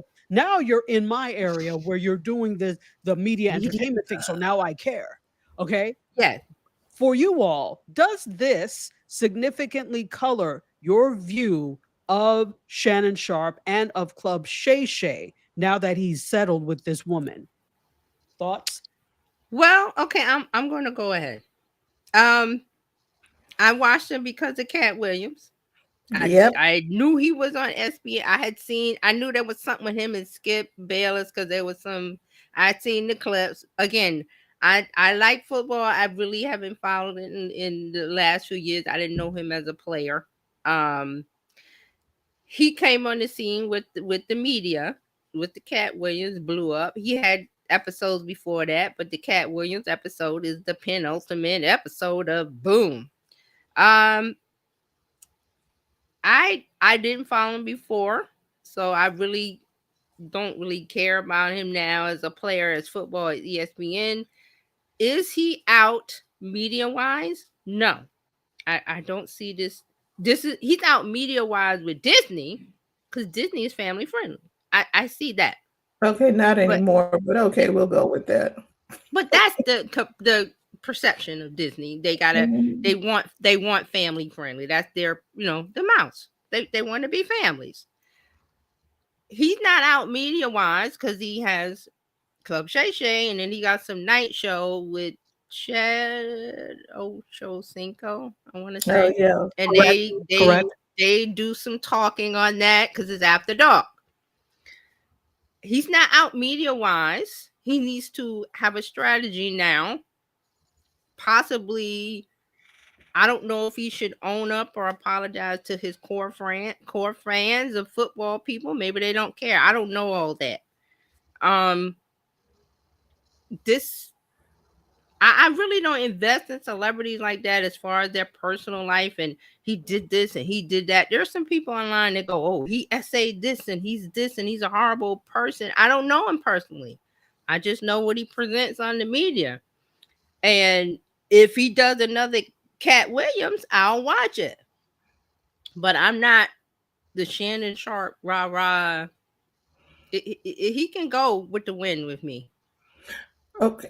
So that's how I kind of, if that sounds kind of rambly, it's just I look at two things. I look at it society-wise and I look at it in a business marketing-wise. So right. He's not going anywhere. Right. And like you said, he has a community, so somebody will always be following him. I shall not. And I watched because of Cat Williams, not because of him. And I didn't subscribe. I'm like, what did Cat say? Because Cat Williams' content was the thing that we were watching. Shannon was asking questions. Cat was giving up information. Right. So if he makes another Cat Williams and I see the clips, sure, I'll watch the clips and laugh and but I'm not invested in him like that as a person, as a media person. But he's not going away. He's going to have deals, just not Disney ESPN deals. There's still a path for monetization of his podcast. There's still monetization of whatever his media endeavors. Now he can really go away from the family friendly content or the face that he wanted to present. Now he can really go to the after dark stuff if he wanted to, because his people will accept that. But the casual fans like we are, go about your business, man. That's how I feel. Do your thing. I'm over And here. Fred says Shannon will slowly decline as others come up. Cam is moving up because they have Cam on ESPN, flamboyant and a trash talker also. And he said, Fred said, I compiled a list of podcast shows with athletes and others are slowly rising. And also he said, okay, yeah, After Dark. Yeah. All excellent points by everyone involved here. Excellent points. I really think that he doesn't need ESPN. Let's just be frank. Thank you. He does You're not need absolutely ESPN. right. That is just it. an extra. Now, and this is not a testament to whether I like him or not. I'm indifferent. Because if Club Shay Shay went away today, I'd be all right. Yeah. Yep. I agree with you. That's what you just said, that he doesn't need, he's floated away from that, so to speak. That's what I was saying. He could go a different path now. If he's afraid of letting go, he shouldn't be, because he didn't really need ESPN. Like you're going to say, that's another check, right? And see, but this is why I'm saying, and granted, they're able to give bigger checks on linear television, right? Yeah. Mhm. But we'll see how much longer that is the case, because I fully believe that digital, that social will start to catch up as eyes start to go there more, because guess what? Advertisers go where the eyes are. That's it. And if the eyes are not there, television exists because of advertising solely. In the beginning, it was for information and the messages. Now it's a news hole where the programming is just placed around the ads. That's soap it. operas were made to sell soap. That's why they were called the soap opera. They weren't put out to entertain. They were dealt to sell P&G products and soap to housewives. Let's be real with it. Okay? You're right. You're right. And Fred has another idea for a new show. Yeah. Fred said that Shannon needs some straightening. He needs some straightening. That's straightening. And then another new show. Hold on. Indifferent with Dr. Tachi. And that so fits. I care about things, but some things I'm like, meh. Yeah, so we can't care about everything so vigorously. I let some things go. Yeah, I don't. So emphatic about it. Oh my God. And it's okay. But again, there's some people who would not be able to sleep if that went away. I'd be just fine. And you all made an excellent point. And this is no disrespect to him or whatever. Again, I'm indifferent. The fact that he got the notoriety because of the Cat Williams interview, you said it so well, Fran. It was because Cat Williams was giving up tea. Okay? Yes. It had very little to this is what has happened. He and his team have put together an atmosphere that makes celebrities and notables comfortable spilling the tea. Relaxed. The loosening of the tongue with the Shannon Sharp, what is it? Brown liquor cognac. Yeah, I was talking. Another word. It wasn't called Club Shay Shay. It could have been called Brown Liquor Moments. Loosening of the tongue, and I ain't mad at him. He's made a lot of millions off of it. I ain't mad at it. I'm just saying that he's not dead in the water, because he has the Club Shay Shay and whatever. Exactly. He can make other brands because he has a core fan base of football, which I would suggest. Fanatics. I would suggest, because the success of Club Shay Shay, it's Club Shay Shay, and I'm not saying this to be shady. It has very little to do with him as a personality, because let's not forget, he is not a trained journalist, and he says this. He did say this, but sometimes I'd be like, that's the best question you can. Now he's gotten better, but that just also means he's got better assistants and better writers to help him write better questions. He has a great system, and it's all, the brown liquor is flowing, loosening up the tongue. talk show, podcast. You want them to say provocative things naturally in the flow. You don't want Exactly. it up. That's So, why. but let's take away the tight pants.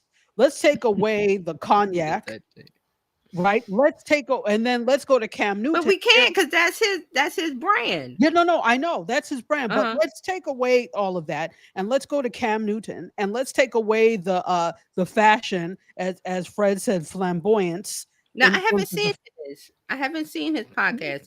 What's the difference between him and Shannon? Well, I think it feels Okay. very different. You will have to watch Cam Newton. He Okay, is I'll like watch, because I he know is- he's worn some outrageous outfits. That's all I he know. is Johnny Depp in the Pirates of the Caribbean. Okay, That's a good way of putting it. and Okay. Cam is age That's different. Cam. He's in a different age bracket. Different, yeah. Cam That Newton too. is younger. There are two different age brackets. Cam Newton's, I think his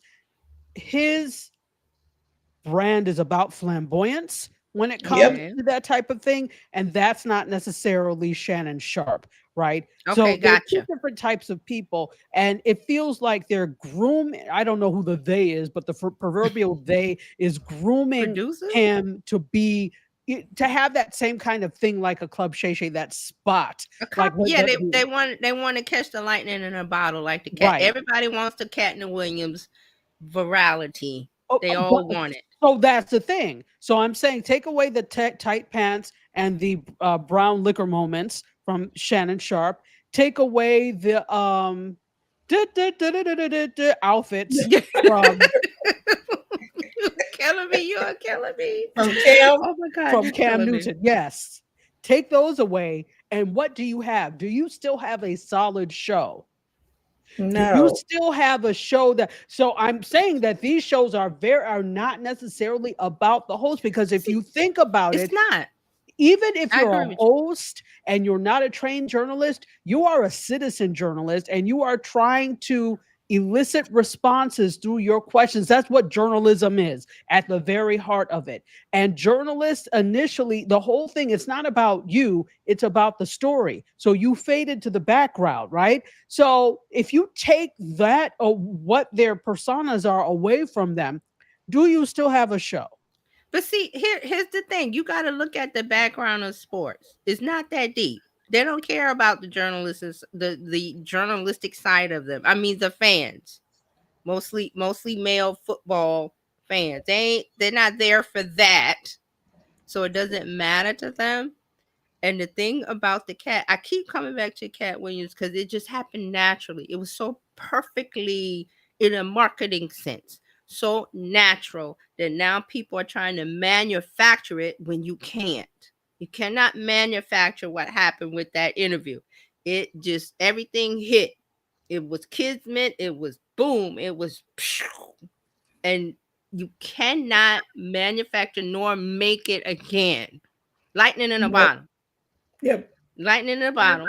And you're right that it wasn't about Shannon. It was about the time was right, because Kat has been saying all these things before for years. And It's just for nobody some was reason- just Cat You Williams. can go to YouTube and type in Cat Williams and you will see things from 10 years ago. And but That's see, just it. okay, so the other people didn't have the pull that Shannon had at the time, right? Just Right. I like don't know you what, said, I don't TJ. even know if it was him. It was just And no, something in the mix. I agree with you. It was the Mhm. timing. Shannon Sharp Right. had he had more people on Club Shay Oh, you Shay mean than the all of them platform. You mean the all them other platform? people Okay. did not Yeah. have Okay, I got that you. audience. The notoriety from being the football player and the ESPN and the Right. Disney And and so bringing then all that in. so when Cat Williams hit Shannon Sharp, It then was we had it just the timing of it. Well, and It was- also it was the timing, but it's also the length of time they have to get into these discussions. Every other place that Cat Williams has been on that I've seen him on, even his comedy specials, there is a limit to the time. It's a 5-minute interview, 10-minute interview, half-hour mhm. interview, 1-hour interview. Club Shay Shay is a good what that thing is a good 2 hours, 2.5 hours, 3 maybe hours. 3 Yeah. hours. Okay. Yeah. So he sets the rules. We're like, we're just going to keep talking. We're just going Yeah. to have this conversation. Because And you not want only it to flow naturally. he wanted it to flow naturally, and it was a conversation between two people, which is what we often don't see. It is less curated, and that there was the secret sauce. This is why it took off, because this is the first time we've had 3 hours of Cat Williams actually saying whatever the heck he liked. Right. Yeah. All in one, instead of it being piece here, piece here, piece here. And if you wasn't a Cat Williams fan, you knew nothing about it. It's like all the pieces of the puzzle came together that day. And then I Right. see Fred has some comments, but one of them he was saying about Shannon was saying that him and Cat, they had been trying to get together for over a year with this thing. And then Cat was like, okay, this is the day. And it Right. came in and did it. Yeah. And Cap knew that it was going to happen. He did. He said that. He did. Right. Yeah. He did that. Yeah. But what I want to say is to anybody else outside of this explosion that happened of timing, you cannot manufacture that, and you can't make that moment happen again. Like you're saying with Cam, I have to go watch him. I will watch him today. That the behind the scenes producer, whoever is trying to make that Cat Williams blow up, Shannon Sharp thing happen when it's not that. No, it is very hard to manufacture virality. You can't. There's no rhyme and reason. It just, the stars aligned and Cat started talking and this was flowing. And he was Cat started letting cats out of the bag. He was ready. Literally. He was ready to talk. I was like, whoa. It's a moment in marketing. It's just boom. You can't make that. And you noted, and this is the thing, it's also the fact that there appears to be a level of truth to it, because nobody came out and said, no, that's not true. He's like, nope, not a person. Not one person. They all went like this. It was like they just hid or said nothing, right? It was like nobody. And he said names. He said names too. He gave names. And they were like scenarios. So this is also the this was also the catalyst for other people to come. And then remember, you had Monique that came on. Now she's been talking about things forever, but now there's a level of legitimacy to things that she says, because now she's gone on Club Shay Shay, which has now been set up as a place to let all these things out and say what they said. Can I say something real quick about Monique? This week, they had clips of her telling Shannon not to stay away from the young. He said, stay away from the youngins. You need to find you an older woman, blah, blah, blah. I think Monique said it and two other people, Kat said it and somebody else said it. And somebody has clipped those and they've been floating around all week of, he was told to stay away from the younger demographic of women, and so here we go. Listen, I can't feel sorry for people who contribute to their own demise. You've been told, and he know better. You 50, he's over 50, 55, 57. He knows better. So again, we're indifferent. I'm like, his life. So Fred has he has this comment. Shannon comes off as humbled Southern bumpkin and Cam flashy and sideshow. And that's why I sang what I sang about Cam. So yes. Shannon, that's his all shucks. I'm just a Southern boy raised by grandma. He had a carefully, I don't know if it was carefully, but he had a crafted persona that he put together or whoever put together, and he was working it real well until reality jumps out always. But I don't understand this. I don't understand the stupidity of these people. That is just sheer stupidity. They do it until it works. They do it until it works, and then they hit the wall of accountability. But here's the thing, the wall is always there. It just may be farther away from you at some point, but you always hit it. They know it's coming, but it's avoidance. It's avoidance. It's avoidance. It may take it may come quickly, that wall, or it may be way down the road, but here we are.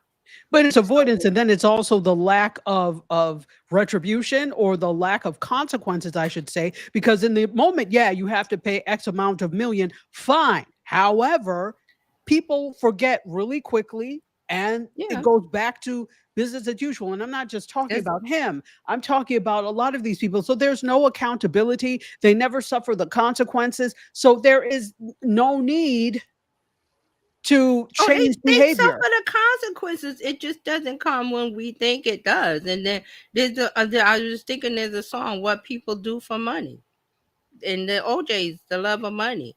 The people do Yep, lots of things that for, LGBT and when you're in stuff. the millions and millions, and when you come from someplace like he said, a one room shack, outdoor plumbing, not that long ago, and then now you're millions and millions and millions and millions, and there's nobody to tell you what to do.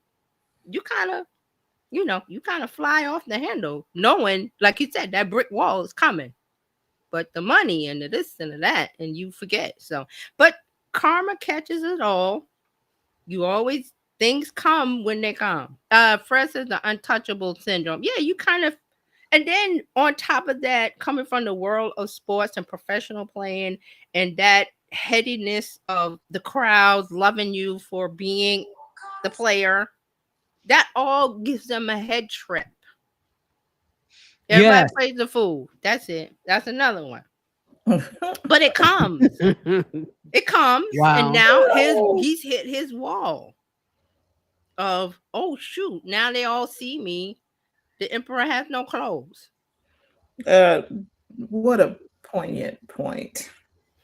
It's Yeah, coming no, for the exactly. dude in the office now. It's Literally his, and it's his figuratively has no clothes. turn. It's that dude's turn. It comes. It just doesn't come when we want it, but it comes. So, yeah. Absolutely. Well, we've that one quite a bit. I just have a couple of more stories. Go Let's ahead. talk a little bit about South Park. So the See, can I just talk about that dude, and here you go. you did. Yes. So I want to talk about the ratings for South Park. This was Wait, before you do that, Yeah, yeah. can we ask everybody, have you seen the clips? Have you seen some of the clips or some of the show or of what she's talking about in the South Park episode with the dude? Have you seen the clips? I just saw one of the images, and You gotta watch the one of the clips. Oh my god! Okay, that's all I'm okay. Dr. Go Shine, watch let's go the because we'll clip. be here all day. Watch the clips, everybody. Watch. Yeah. So if you have not seen clips, first of all, I didn't even realize that South Park was not that I didn't realize it was still on, but that Yeah, this was it still a season thing? 20 I didn't realize it was still a thing. Yeah, but this is season 27 of South Park. They're Did they get $1 billion or something? oh Did they get yes, $1 billion? they actually. Who was it that I have to look up the story? Did I talk about this last week? Actually, so Yeah. they got Okay. a deal. I missed it. For like I think it was 1 billion, 1 point something billion. I have to look at the exact numbers. Yeah, so they did, and so this will allow the debauchery to continue on for a little while longer. Because truth be told, if you ask me, South Park does nothing to contribute to society. It However, does not. Beavis and Butthead all over. It's Thank Beavis and you. Butthead all Butthead. over again. It is Mhm. Beavis and Butthead times 20. I That was show like, is terrible. oh my gosh. It's terrible. And I'm But- like, this is what American society, this is the best of American society. So, when we have stuff like that, it's no wonder this place. But this episode, they brought it at the right time. Everybody wanted this. Everybody was they like, did, yes, they did. Now, give here's it the to. thing. They do pay attention. Some of it, I'm like, what is this? But they do have some that they pay attention to what is happening socially, politically, etc., and they make commentary on it through their special brand of comedy. And that's what Yes. they did with the person who the current occupant of the White House. That They dude. did that, and of course he was not happy. Who cares? We got our laugh. We're happy. The amount of people I saw on social media that was so happy about this episode. Oh, they were that overjoyed. They did not watch South Park as a whole, but this one episode brought them so much joy. It did. So there were a lot of things in there. One of the things is that they depicted Donald Trump in bed with Satan. Literally. Okay, wait, before you go into that, did you see the other clip where he was going through a field? He was running through a field of flowers or something? I did not see the Field of Flowers clip. Okay. All right. So I'll have to look that up. Look for that one. Yeah, I don't know if it will was look a for that part one. of the episode, or I don't know what it was, or if somebody made it, but it's a tie-in to the episode. So I have to find out what it was. But go ahead. Okay, I'm going to look. You know, and so this brought in a really big audience for Comedy Central and Paramount Plus. So it premiered July 23rd, and in the 3 days after the premiere, it gathered 5.9 million cross-platform viewers, including on-air replays. That's actually a 68% improvement on the season 26 premiere, which was in February of 2023.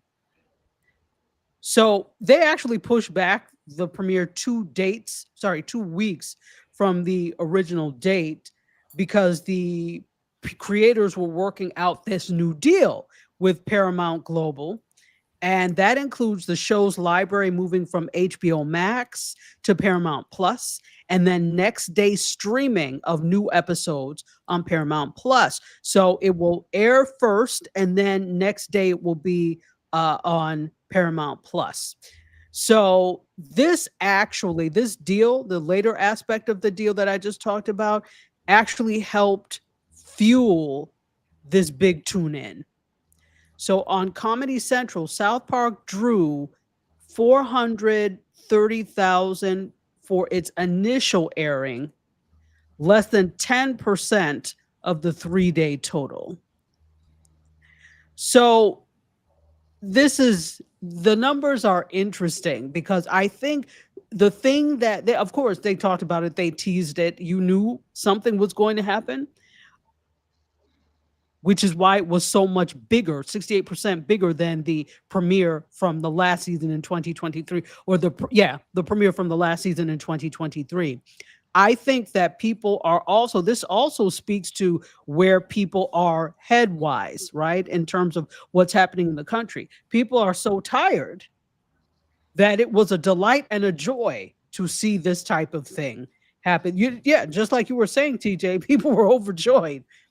There was so much happiness that it was like Christmas for these people. They were just you can't. But we've been talking about TV and linear TV and how things were done in the past and how things are done now. It's very like, oh my God, I can't believe that this was on.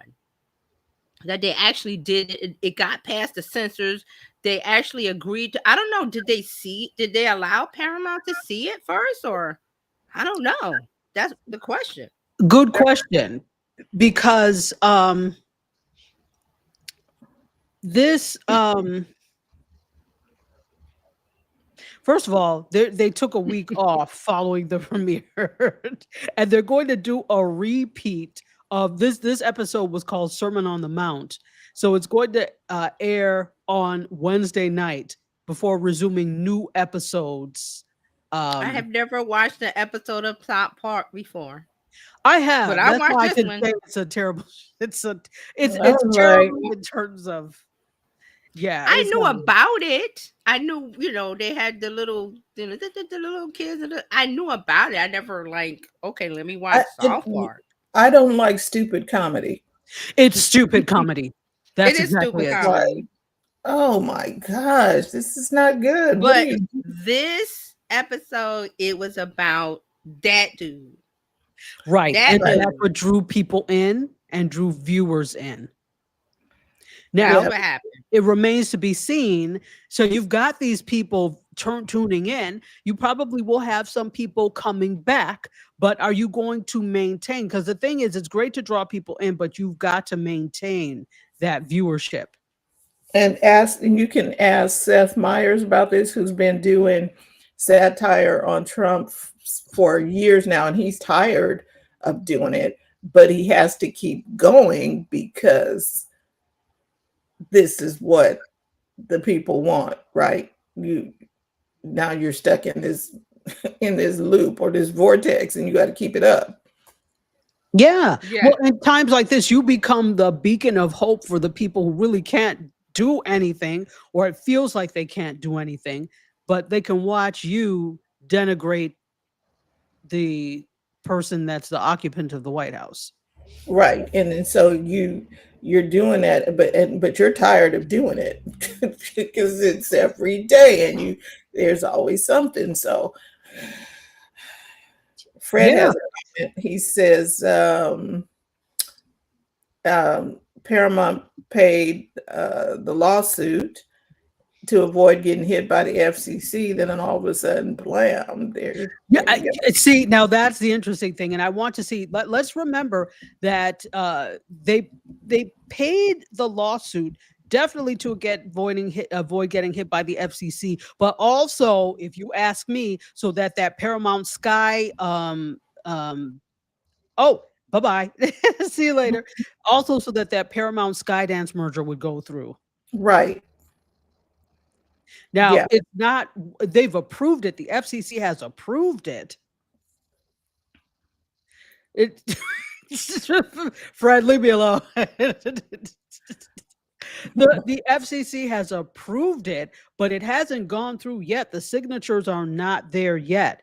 So, because this individual is so petty, I'm wanting to see what will happen with the whole Skydance merger, if there's going to be any holdup because of this episode of South Park. And you say because of an episode? Yes, because of an episode. This individual is that petty. Go ahead. Yeah, I was just saying one episode, and yeah, I don't know. Absolutely. So I'm waiting to hear news on this whole thing. It could be all very well calculated, but it makes for good popcorn eating. I'll say that. And then people are not watching the show. They just watching what's happening on the outside. Oh, Paramount gonna stay? Are they leaving? What's happening? Oh, I don't know. And listen, this is the drama of the year. I'm telling you. So we'll see. And I have one final story. Okay. Let's take a look at Lifetime and the Chrisley family. Oh, that is still on? No, remember it was off. Remember they had been charged with, what was it, fraud or whatever the case may be, and or embezzlement. I can't remember the exact charges, but the show They're in jail though. Not anymore. Oh. That's what I'm saying. Not anymore. So there is a new docuseries that the Chrisley family has, and it has a premiere date, and there's also a trailer, and it's going to air over 3 weeks in September. So there's a docuseries about the family, and it's Todd and Julie Chrisley, and the series is called The Chrisleys Back to Reality. It's going to premiere September 1st within a 2-hour block, followed by 2 more hours the next night. And then the remaining episodes will air then on September 9th and 16th. So you've got 1 2-hour block, a second 2-hour block, and then the 9th of the 16th. Why they didn't just make it, 6 episodes, I don't understand. But 8 episodes. No, that's 6. Mm-hmm. Yeah, 6 episodes. But okay, back to the question: who asked for this? Exactly. So here's the thing. Lifetime greenlit the series shortly before the person who occupies the White House pardoned Todd and Julie Chrisley from their 2022 convictions on bank fraud and tax evasion. Yeah, it was fraud. Okay.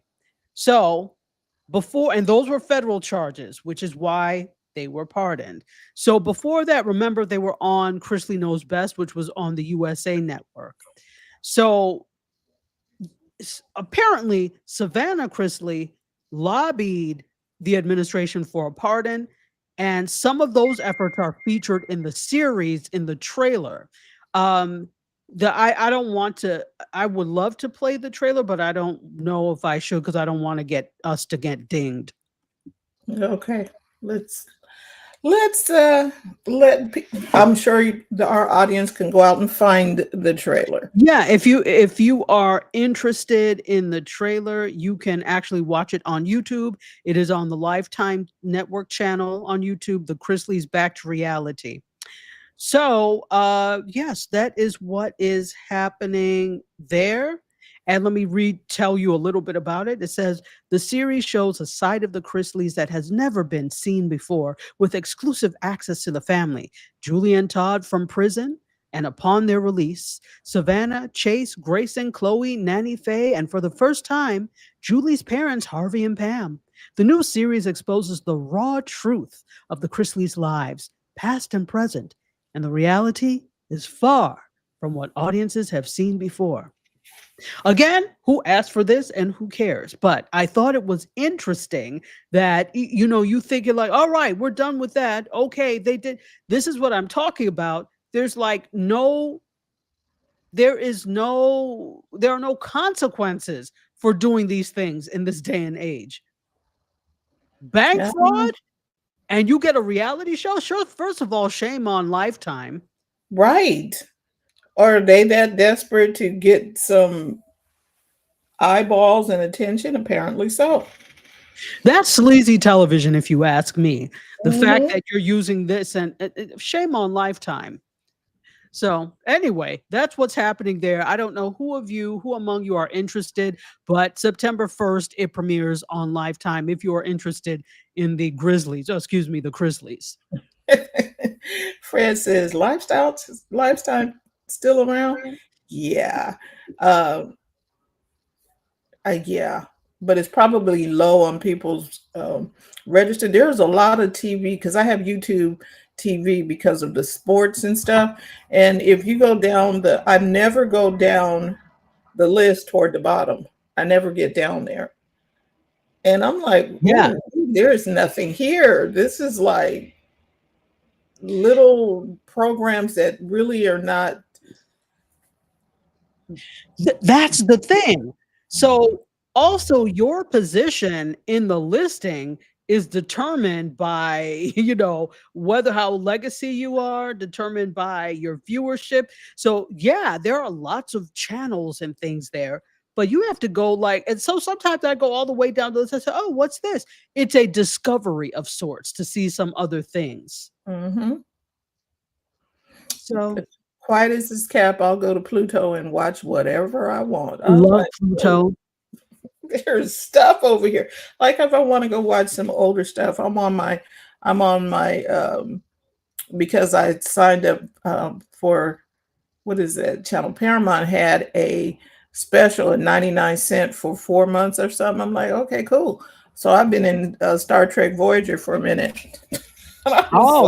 Listen, watch everything you can for that 99 cents. That is my plan. Them 4 months is up. I'm out. Bye. Wow. So that's what I have for you today. Well, thank you all for joining us today. Thank you, Dr. Tachi and TJ. Terry sending in her video. It has been a pleasure hosting you all. Those watching live and on the replay, come back again.